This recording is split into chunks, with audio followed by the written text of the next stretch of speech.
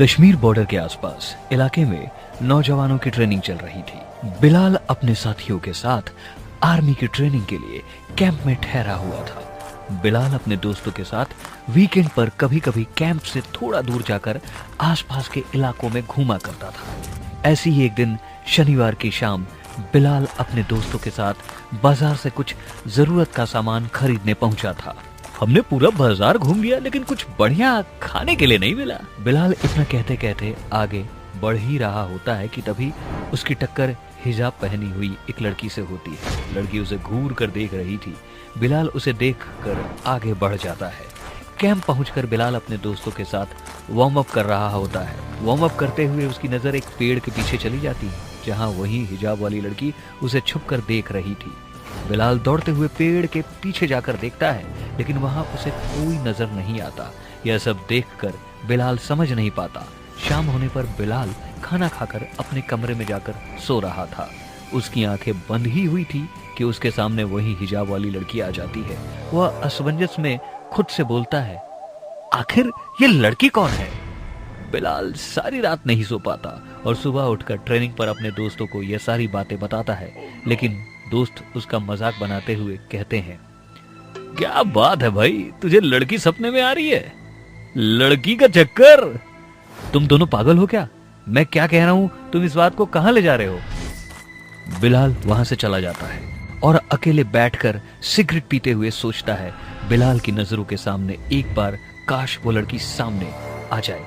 इतना सोचना ही था कि वो लड़की सामने थी। इस बार बिलाल ने उसे आवाज दी। सुनो। बिलाल की आवाज सुनकर वह रुक जाती है। बिलाल उसे बहुत करीब से देखता है। बिलाल कुछ कह पाता उससे पहले ही उसकी आंखों के सामने से वह ओझल हो गई। एक बार फिर बिलाल कुछ न समझ सका। रात होने पर बिलाल अपने कमरे में सो रहा था। उसके सामने फिर वही लड़की सपने में आती है। वह उठकर बैठ जाता है। उसके बगल में वह लड़की बैठी हुई थी। इस बार लड़की उससे मदद मांगते हुए बोलती है, बिलाल, मुझे तुम्हारी मदद की जरूरत है। मेरा परिवार टेररिस्ट के कब्जे में है। तुम मेरे परिवार को बचा लो, नहीं तो वो उन्हें भी मार देंगे। बिलाल उसकी बातें गौर से सुन रहा था। उन्हें भी का क्या मतलब? उन्होंने मुझे भी मार दिया था और आज मेरी आत्मा मदद के लिए इधर उधर भटक रही है।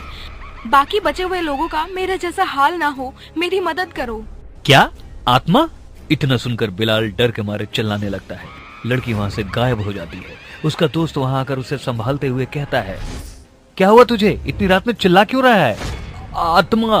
बिलाल का दोस्त उसे अपने कमरे में ले जाकर सुला देता है। सुबह ट्रेनिंग के समय बिलाल को ठंडे दिमाग से सोचने के बाद उसे सारी गुत्थी समझ में आ गई थी। बिलाल उस पेड़ के पास जाता है जहां उसने उस लड़की को देखा था। वह लड़की पेड़ के नीचे बैठकर रो रही थी। बिलाल उसे उठाता है और बंदी लोगों के पास ले जाने के लिए कहता है। बिलाल अपने हथियार लेकर अकेले ही उसके साथ जाता है। लड़की ने जैसा उसे बताया था, उसने हूबहू उसी तरह का हाल वहां देखा। ऐसे में बिलाल का खून खौल उठता है। वह उन पर टूट पड़ता है। एक एक करके बिलाल अकेले ही उन सभी टेररिस्ट को मौत के घाट उतार देता है और बंदी लोगों को छुड़ाकर इंडियन आर्मी के हवाले कर देता है। इंडियन आर्मी के कैप्टन होशियार सिंह बिलाल की बहादुरी पर उसे अकेले में मिलने को कहते हैं। उनके ऑर्डर के मुताबिक बिलाल उनसे मिलने जाता है। उनकी आपस में बातचीत हो रही थी। बिलाल, मैंने ऐसा कभी नहीं सुना, लेकिन ठीक मेरे साथ भी मेरी ट्रेनिंग पीरियड में ऐसा हुआ था। मुझे भी एक लड़की मदद की गुहार कर रही थी, लेकिन मैंने हर बार उस लड़की की बात को नजरअंदाज कर दिया। मुझे भी और लोगों की तरह ऐसे ही लगता था कि वो लड़की मुझे एक वहम की तरह दिखाई देती थी, या वो वहम हो सकती है। आपने उस लड़की की मदद क्यों नहीं की? मुझे इसी बात का अफसोस जिंदगी भर होता है। कश्मीरी बॉर्डर के आसपास हमेशा से आतंकी हमला होते हैं, जिसमें बहुत सारे मासूम लोगों की जान चली जाती है।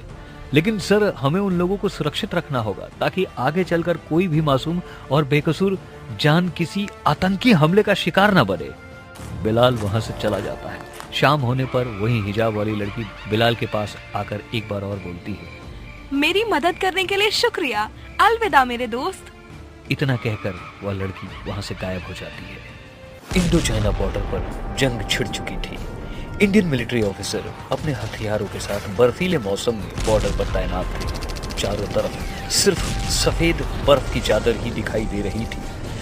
हमारे देश की एयरफोर्स आर्मी के साथ दुश्मन को मुंह तोड़ जवाब दे रही थी। दोनों ओर से गोला बारूद और हवाई हमले चालू हो गए थे, लेकिन अचानक एक एयर कमांडो का हेलीकॉप्टर एक बहुत बड़ी पहाड़ की बर्फीली चोटी से टकरा जाता है। उस ब्लास्ट में एयर कमांडो का बचना नामुमकिन था। हेलीकॉप्टर के परखच्चे उड़ गए थे। 2 दिन बाद विक्रम और ध्रुव इंडियन आर्मी के 2 जवान थे। वह बर्फ से ढके पहाड़ पर इधर उधर भटक रहे थे कि तभी उन्हें बर्फ के ढेर के नीचे से इंसानी आवाज सुनाई देती है। वह दोनों बर्फ को जल्दी जल्दी हटाने लगते हैं। बर्फ हटाने पर उन्होंने एक घायल सिपाही को पाया जो कि बुरी तरह जल चुका था। वह घायल हालात में धीरे धीरे मदद के लिए पुकार रहा था। विक्रम और ध्रुव उसे एक सुरक्षित जगह ले जाते हैं जो कि एक सुरंग थी। वह दोनों मिलकर आग जलाते हैं और उसके जख्मों पर दवाइयां लगाते हैं। दोनों आपस में बातचीत करते हुए बोलते हैं, आखिर ये जवान यहाँ आया कैसे? वही तो मैं भी सोच रहा हूँ, और ये इतना बुरी तरह जल चुका है कि इसके घाव भरने में बहुत समय लगेगा। न जाने इसकी मिलिट्री टीम को इसकी खबर है भी या नहीं। कहीं इसका नाम शहीदों में शामिल तो नहीं कर दिया गया। उन दोनों के दिमाग में इस तरह के सवालों का बवंडर तड़पड़ा रहा था। वो दोनों मिलकर उसे होश में लाने की बहुत कोशिश करते हैं, लेकिन उसकी सिर्फ सांसें चल रही थी। वह दोनों उसके शरीर पर लगे चोट पर जड़ी बूटियां लगाकर उसे ठीक करने की कोशिश करते हैं, रोजाना लेप लगाकर। ऐसे ही 21 दिन बीत जाते हैं और 21वीं रात को वह घायल सिपाही चिल्लाते हुए उठकर बैठ जाता है। ध्रुव और विक्रम लकड़ियों को जलाकर अपना हाथ पांव सेक रहे थे। मां! वीर को अब होश आ चुका था। वह विक्रम और ध्रुव को अपने आसपास देखकर बोलता है, मैं यहाँ क्या कर रहा हूँ? भगवान का लाख लाख शुक्र है कि तुम्हें होश आ गया। मेरे भाई, तू अब ठीक तो है ना? मैं वीर हूँ। मैं तो अपने देश की रक्षा कर रहा था, लेकिन अचानक मेरा हेलीकॉप्टर बड़ी चट्टान से टकरा गया और उसके बाद मुझे कुछ याद नहीं है। तू हमें 21 दिन पहले बर्फ के ढेर के नीचे घायल हालत में मिला था और तब से तू बेहोशी की हालत में हमारे साथ है।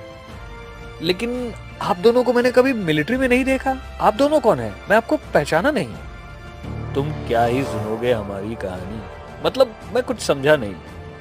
विक्रम वीर के सामने अपना हाथ आगे करता है और उसे बोलता है, तू मुझे छूकर दिखाओ। वीर थोड़ा सोचने लगता है, लेकिन जब वह उसके हाथों को छूने की कोशिश करता है तो उसके हाथ विक्रम के हाथ के आर पार हो जाते हैं और वो डर जाता है। लेकिन ऐसा कैसे हो सकता है? मेरे हाथ तुम्हारे हाथ को छू क्यों नहीं पा रहे हैं? वीर, हम दोनों असली इंसान नहीं हैं। जंग में मैं और ध्रुव दुश्मन के हाथों मारे गए, लेकिन हमने प्रतिज्ञा ली थी कि मरने के बाद भी हम भारत माता की रक्षा करेंगे, और आज भी हमारी आत्माएं इस सरहद पर भारत माँ की सेवा के लिए तत्पर है। मैं 2 आत्माओं से बात कर रहा हूँ। मैं पिछले 21 दिनों से बेहोशी की हालत में 2 शहीद आत्माओं के साथ रह रहा था और अभी भी हूँ। मुझे यकीन नहीं हो रहा है। यकीन तो किसी को भी नहीं होगा, लेकिन तुम ऐसे पहले इंसान नहीं हो जिसके सामने हम प्रकट हुए हैं। हम हमेशा से ही इंडियन आर्मी की सेवा में तत्पर रहते हैं। इंडियन आर्मी के नौजवान हमारे भाई हैं। क्या आप दोनों एक साथ एक ही जंग में शहीद हुए थे? नहीं, मेरी कहानी तो कुछ और ही कहती है। आज से तकरीबन 16 साल पहले मैं जंग में अपनी सेना की टुकड़ी के साथ दुश्मन का खात्मा करने निकला था। मेरे सारे साथी वीर गति को प्राप्त हो गए थे, केवल मैं ही अकेला बचा था। उस वक्त मेरी मदद विक्रम की आत्मा ने की थी। उन्होंने दुश्मन सेना को अकेले ही धूल चटा दी और मेरा मनोबल भी बढ़ाया। लेकिन आखिरी में एक दुश्मन हमारे हाथों से बच निकला, और जब हम जंग जीत कर वापस जा रहे थे कि तभी उस दुश्मन ने मुझ पर पीछे से गोलियों की बरसात कर दी। मैं वहीं शहीद हो गया। तब से मैं और मेजर विक्रम एक साथ इंडियन बॉर्डर पर भटकते रहते हैं। तो आप लोग इंडियन आर्मी के लिए अपनी आत्मा तक को दांव पर लगा चुके हो। सैल्यूट है मेरी ओर से आप दोनों को। हमारा तिरंगा कभी भी नहीं झुक सकता, क्योंकि हमारे देश की सेना का हर एक जवान को अपने प्राणों से प्यारा अपना तिरंगा है, अपनी भारत माता है। अब तुम ठीक हो चुके हो। मेरे ख्याल से तुम्हें अपनी आर्मी के पास वापस जाना चाहिए। आप दोनों ने मेरी जान बचाई। मैं आपसे वादा करता हूँ कि मैं भारत माँ के लिए अपनी जी जान लगा सकता हूँ। वीर, मुझे तुम पर गर्व है। इतना बोलकर विक्रम और ध्रुव वहां से गायब हो जाते हैं। वीर उन 2 जवानों से मिलकर अपनी एक एक सांस भारत माँ के नाम करने की शपथ लेता है। वीर अपनी इंडियन मिलिट्री टीम के पास वापस जाता है, और जहां सभी सोल्जर उसको देखकर बहुत खुश होते हैं। उसके शरीर पर घाव देखकर हेडक्वार्टर से उसे कुछ दिनों की छुट्टी मिलती है। वह अपनी माँ के पास कुछ दिनों के लिए जाता है। उसकी माँ उसे देखकर बहुत खुश हो जाती है।